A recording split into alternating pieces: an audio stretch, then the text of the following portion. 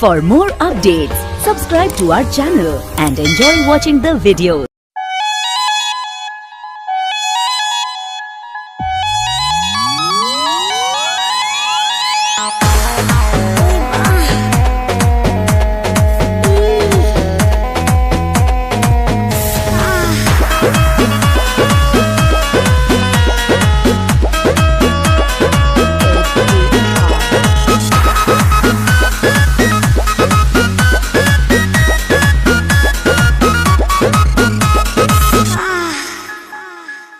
कोरा में सट के उलट के पलट के दिल बड़ो दहिया दूर हो ए हटो ना बिजली के तार में भतार अझुरइलो मने मने कइलो मजबूर हो लहे लहे छुई जनी हमारा पमुई राजा तोरो से गिर लगिलो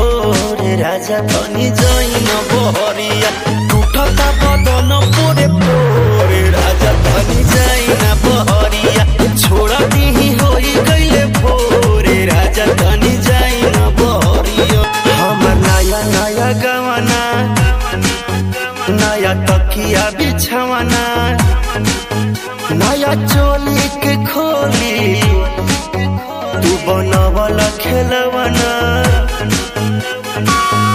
जा नाश कर देला हमर नया नया गवाना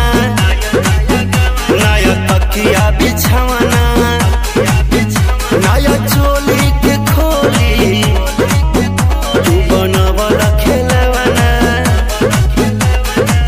नया नुहर जानी बनी एक चोर राजा तेरा कमर बड़ा तोड़ राजा तनी जइन बहरिया टूटता बदन पोरे पोरे राजा तनी जइन बहरिया छोड़ा दीही होई गइले भोरे राजा तनी जइन बहरिया खाई गइला उठल लिया तोरे दिल कन बलिया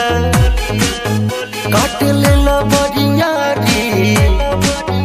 हमर सेव नियन गलिया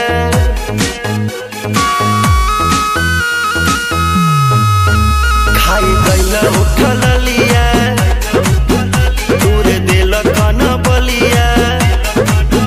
काट लेला बड़िया रे हमर सेव नियन गलिया मारा जनी जोरे देह बाटे कम जोरे हमर फाटे लगी नस तोड़े तोड़े राजा तनी जइन बहरिया टूटता बदन पोरे पोरे राजा तनी जइन बहरिया छोड़े दीही होई गइले भोरे राजा तनी जइन बहरिया चल जाई कालू फेर आई रौरे लुहा काटी चाहे साटी। तब और बताइए कैसन मानी जा रहुआ लोग जैसन भी होगा ठीक होगा। ईबा हमनी के नया चैनल और ई चैनल पे आप लोगन के हमनी के देसी ठुमका देखे के मिली और इस वीडियो के आप लोग खूब प्यार दी जा, सब्सक्राइब करी जा, अच्छा लगे तो लाइक करी जा और कमेंट करके जरूर बताइए कि ये वीडियो आप लोगन के कैसन लागल। तब तक के लिए वीडियो देखी जा और अगला आने वाला वीडियो के इंतजार करी जा। Bye bye guys, love you all.